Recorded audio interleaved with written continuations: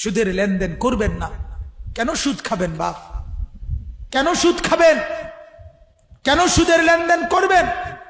কেন কিস্তি নিবেন? কিস্তি আর সুদ তো বরাবর, কিস্তিও হারাম, সুদও হারাম, স্পষ্ট হারাম। আপনি শুধু এটা আমাকে উত্তর দেন, কুকুরের গোশত হালাল না হারাম? বলেন, সবাই বলেন, কে হারাম করছে? আবার বলেন, আবার বলেন, আবার বলেন।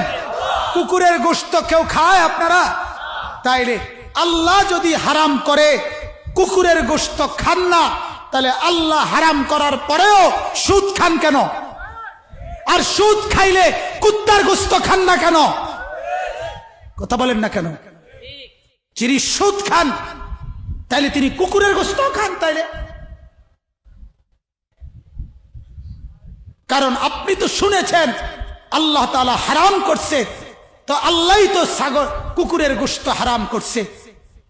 তাহলে আল্লাহর হারাম এটা মানলে আল্লাহর হারাম এটা মানবেন না কেন? কথা বলেন না কেন? যদি বলেন সম্ভব না চলা, আল্লাহর কসম সম্ভব। হালাল পন্থায় ইনকাম করে চলা সম্ভব না অসম্ভব? সম্ভব, সম্ভব।